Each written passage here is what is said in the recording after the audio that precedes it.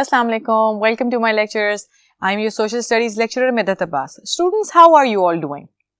We are finally ending chapter 15 which is migration और उसके जो 4 last questions है वो हम आपके lecture में discuss करेंगे.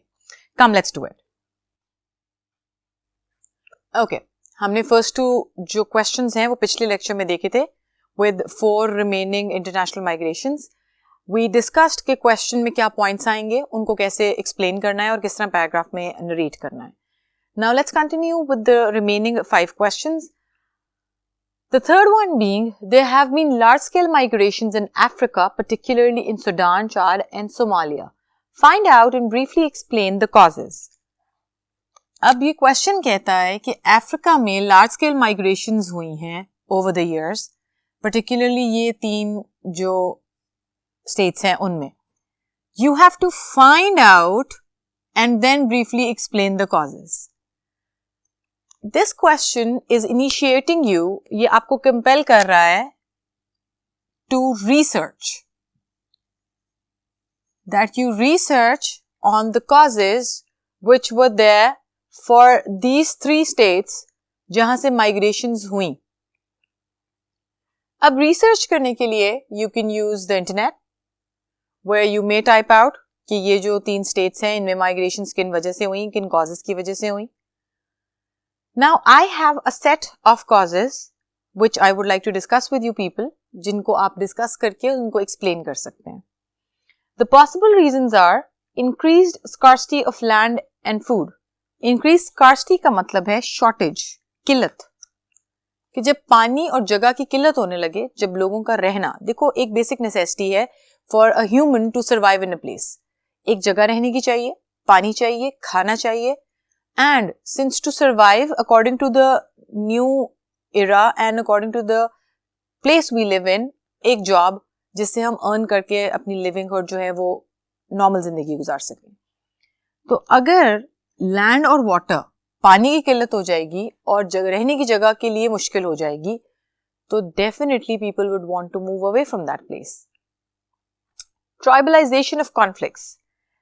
अब अगर आप थोड़ा सा recall करो, when we talked about the Central Africa, जहाँ से people moved in all directions of Africa, वो क्यों move किए थे? वो इसलिए move किए थे क्योंकि instability थी अफ्रीका की, उनकी states की independence के बाद, वो properly अपने आप को एक संभाल नहीं पा रहे थे. They were not economically developed और economically अपने आप को वो support भी नहीं कर पा रहे थे. Right? No economical value. उसके अलावा there were the powerful military leaders. वो military leaders जो कि वहां पे endless wars कर रहे थे, they were fighting, जंगो-जदल उनका खत्म ही नहीं हो रहा था, for the tribal superiority. वो अपनी tribal superiority शो करना चाह रहे थे. अब अगर आप कॉन्फ्लिक्ट्स को, जो छोटे मोटे झगड़े होते हैं, उनको ट्राइबलाइजेशन में कन्वर्ट कर दो, अपनी ईगो का मसला बना लो, या ये देख लो जी कि हमारे पास ज्यादा पावर होगी तो हम ज्यादा बेहतर हो जाएंगे, तो ऑब्वियसली जिस जगह पे ज्यादा जंगें होंगी, ज्यादा झड़पें होंगी, सोशली लाइफ थ्राइव नहीं कर सकेगी, आप आराम से रह नहीं पाओगे, तो उन जगहों पे you would not want to live, आप उस जगह को छोड़ के जाना चाहोगे. Competition of resources. अब जब इकोनॉमी थ्राइव नहीं कर रही, पैसा नहीं आ रहा, चीजें नहीं बन रही, रिसोर्सेज नहीं है, आप रह नहीं सकते हो, तो जब रिसोर्सेज नहीं होंगी तो सेम जो पॉपुलेशन है वो तो कहीं नहीं जा रही, पॉपुलेशन साइज सेम रहेगा, लोग क्योंकि तादाद वही रहेगी, लेकिन अगर रिसोर्सेज कम होते जाएंगे तो तब भी आप मूव करना चाहोगे. Then talking about failing state structures. वही जो इंस्टेबिलिटी मैंने आपको अभी डिस्कस करके रिकॉल करवाई कि अफ्रीका में इंस्टेबिलिटी थी, वही इंस्टेबिलिटी है फेलिंग स्टेट स्ट्रक्चर्स. जब इतनी जंगें हो रही हैं, एडमिनिस्ट्रेशन प्रॉपर्ली नहीं हो पा रही, पैसा आ नहीं रहा, इंफ्रास्ट्रक्चर है नहीं जिसके बलबूते पे आप अपना कंट्री जो है उसको संभाल सकते हो या आगे बढ़ा सकते हो, तो ऑब्वियसली देन ऑल्सो अगर आपको एक ऐसे मुल्क में रहना पड़े जहां पे पैसा ना हो, आपके पास पैसा कमाने की अपॉर्चुनिटी ना हो, आपके पास रहने की जगह ना हो, पानी की किल्लत हो रही हो, खाना ना हो, तो ऑब्वियसली आप फिर ऐसे मुल्क में क्यों रहना चाहोगे? You would want to move away. Manipulation of ethnic diversity. अब एथनिक डाइवर्सिटी होती है तफरकाबाजी. अब दो तफरकाबाजी जो है वो इस वजह से की जाती है जी कि आप डिफरेंट रिलीजन के हो या डिफरेंट कास्ट के हो, इन एथनिक वैल्यूज पे, क्योंकि वहां पे बहुत सारे ट्राइब्स थे तो वो आपस में ही क्योंकि लड़ी जा रहे थे, तो उनकी एथनिक डाइवर्सिटी की मैनिपुलेशन, उनको उकसाया जा रहा था एक दूसरे के against for the political power. Armed military and rebel movements, जाहिर सी बात है जब इतने मिलिट्री लीडर्स जो हैं वो वहां पे जंगे करेंगे तो लोग जो हैं जो सिविल तरीके से वहां पे रह रहे हैं वहां पे रॉयट्स होंगे, वो एक दूसरे के अगेंस्ट उसका जवाब देंगे, तो जब बात बढ़ेगी तो जंग में बदलेगी, and then again leading back to the same thing कि you wouldn't want to live in an area जहां पे झगड़े हो रहे हो।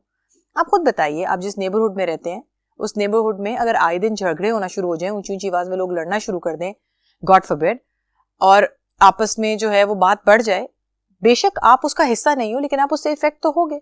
So similarly the people living in these states were affected. Moving on, the fourth question is why do women and children make up large proportion of refugees? Question ये कह रहा है कि आप ये बताएं कि औरतें और बच्चे रेफ्यूजी की एक मेजर प्रोपोर्शन क्यों बनाते हैं। अगर आप पिछले लेक्चर्स को रिकॉल करें, if you go through those videos, आपको ये उसमें दिखाई देगा कि we discussed at a point कि जो फीमेल्स हैं वो रेफ्यूजीज की मेजर प्रोपोर्शन बनाती हैं और उनकी एज 18 साल से कम है। अब ऐसा क्यों है? देखिए, जितनी भी मेजर माइग्रेशंस हमने डिस्कस की हैं या हुई हैं वो इस वजह से हुई हैं क्योंकि वहां पे या तो पॉलिटिकल सिचुएशन खराब हो गई या जंग हो गई, या पॉलिटिकल सिचुएशन और जंग दोनों की वजह से वहां पे रिसोर्सेज खत्म हो गए। तो इन केसेस में जंग लड़ते हैं मेल्स। जब मेल्स जंग लड़ेंगे, male is the head of the family, तो पीछे if they are killed, God forbid अगर उनकी मौत हो जाती है, तो पीछे फैमिलीज स्ट्रैंडेड रह जाती हैं, अकेली रह जाती हैं, और उन फैमिलीज में पीछे क्या बचता है?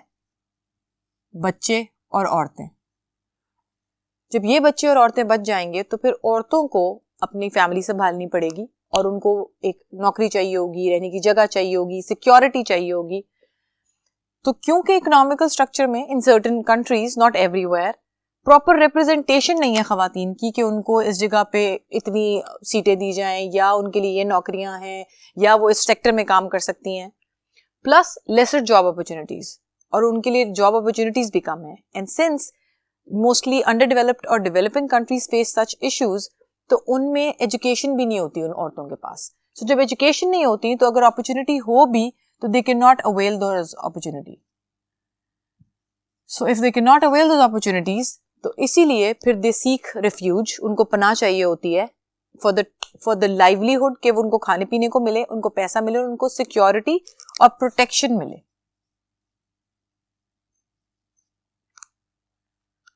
Moving on, fifth, what are the problems faced by most refugees? So you have to discuss the problems which are faced by the refugees. जो refugees हैं जब वो move कर जाते हैं तो उनको क्या problems face करते हैं, वो क्या problem face करते हैं।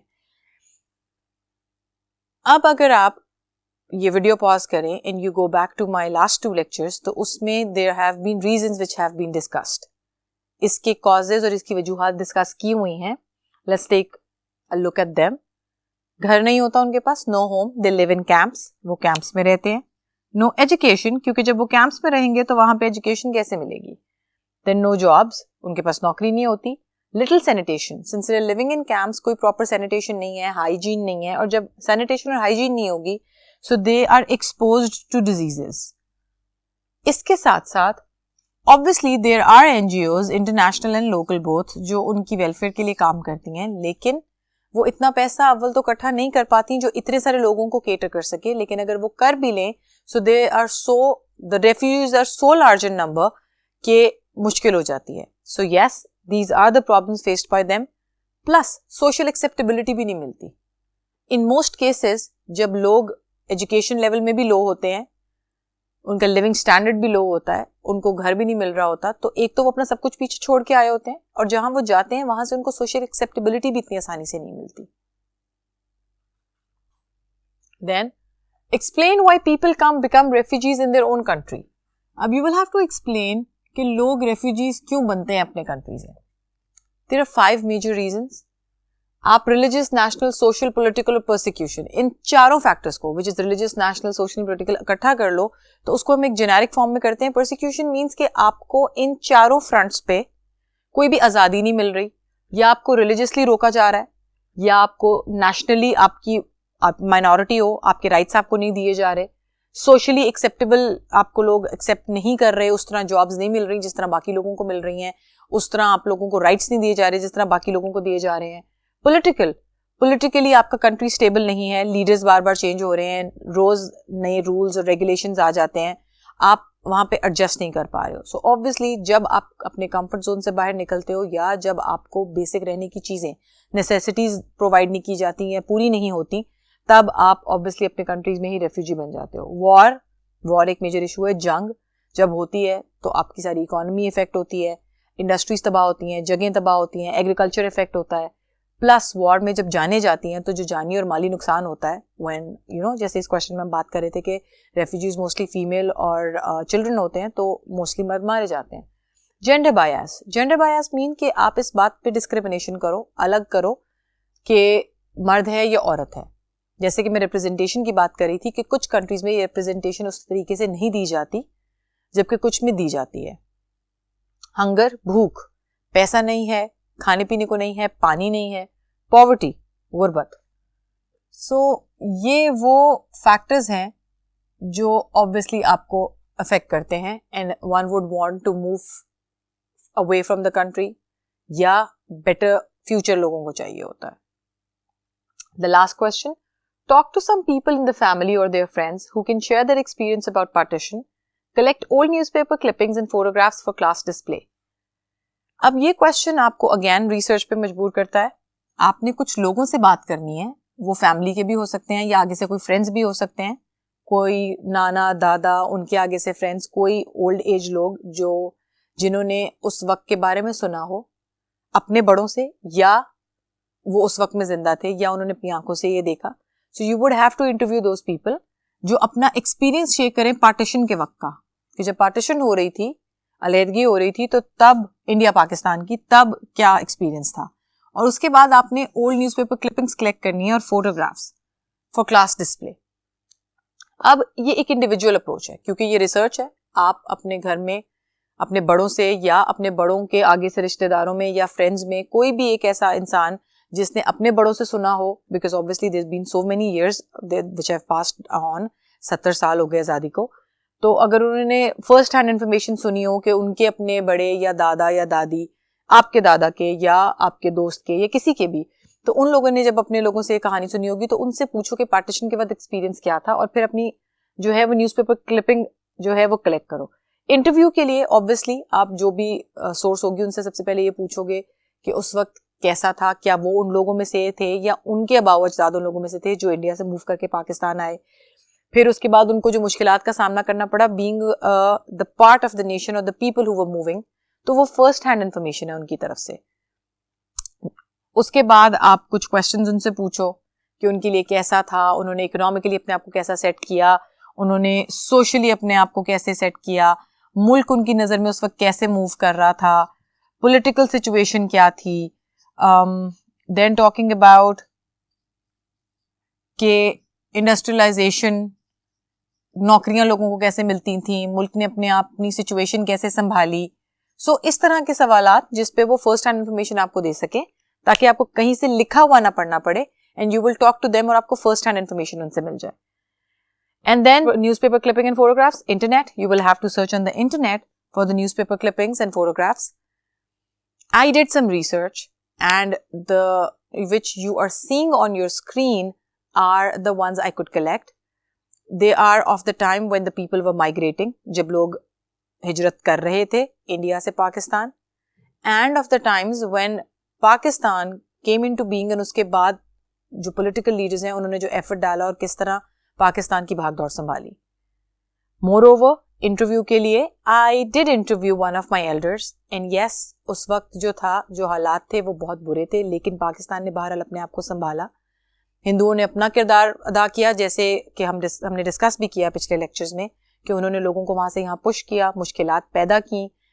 उस वक्त ना पैसा था, ना इंडस्ट्री थी, ना नौकरियां थी, but Aahista Aahista system develop होता गया लोगों के एफर्ट से, और इसी वजह से पाकिस्तान आज 70 साल बाद भी एक आज़ाद मुल्क है और हम उसमें आराम से अपनी ज़िंदगी गुजार रहे हैं।